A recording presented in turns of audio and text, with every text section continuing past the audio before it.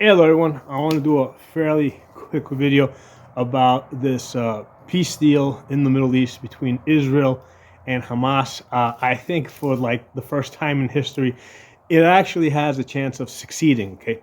Now, I'm not saying this because I'm like pro-Israel or pro-Hamas.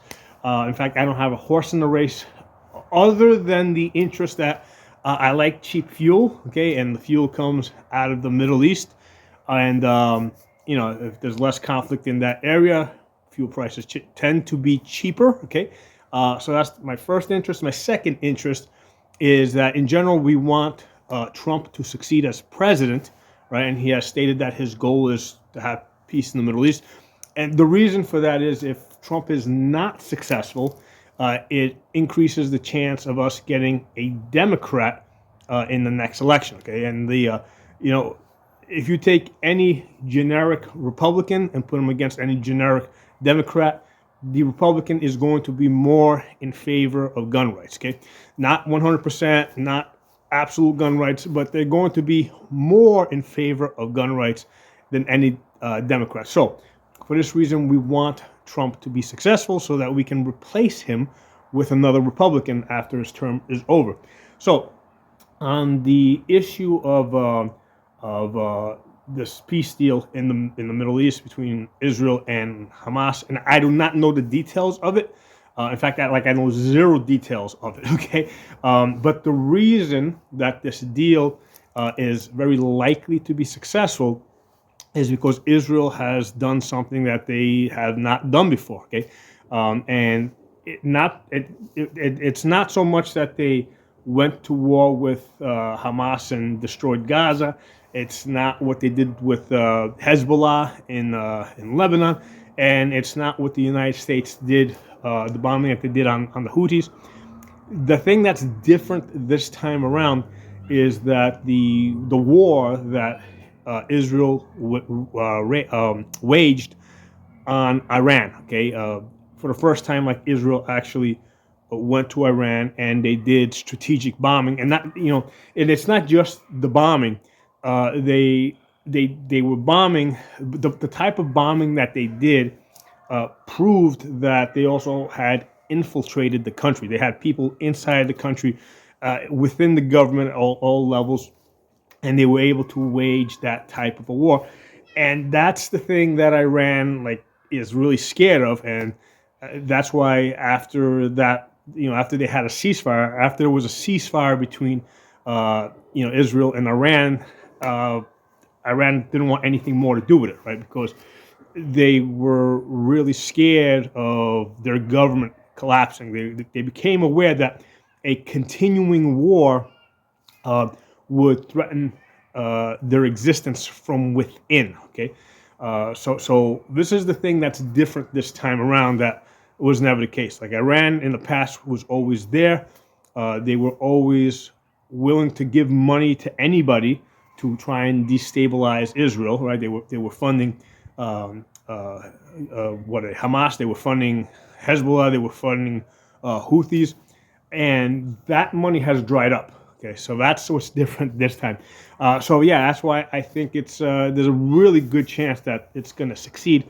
And I think from the perspective of Hamas, right, from their perspective, it's like, okay, at this point they're aware that, hey, Iran is not going to back them up.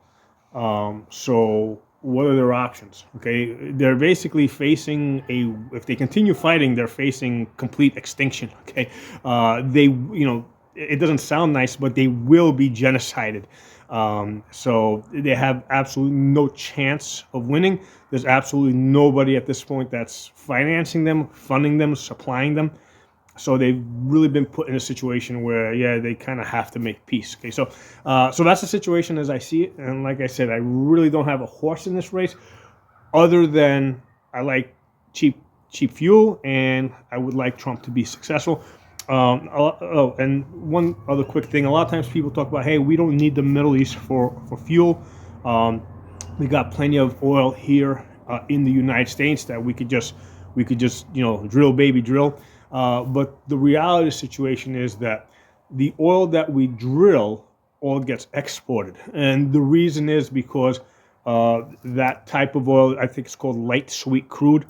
Number one, our refineries are really not set up to process it. Okay, our refineries are set up to process crude oil.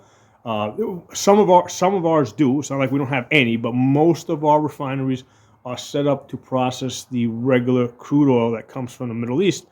And the thing is that number two, that crude oil has more uses beyond just putting fuel into vehicles. It's also used by industry to make plastics and stuff like that that we can't do with light sweet crude. So we need that regular crude oil. Okay, and the other thing is the oil that we pump out of the ground. It doesn't. It's not actually pumped up the same way the oil in the Middle East is done. We use fracking. We use chemicals to try and bring it up. So that makes it more expensive. Okay, so the light sweet crude that we basically get out of the ground here in the United States is more expensive because of the process that's required to get it out of the ground. So that's the oil that we sell to Europe, and that's why the Europeans pay like double, maybe triple what we pay for fuel. Okay, because they're buying the more expensive oil that we're pumping up, and we are importing the cheaper oil from the Middle East. Okay, so so the solution is not just drill more, drill baby drill. I mean, it sounds nice, it makes a nice sound bite, but that oil that comes from the Middle East is a lot cheaper. Okay, so drop some comments, let me know what you guys think. I'll talk to y'all soon.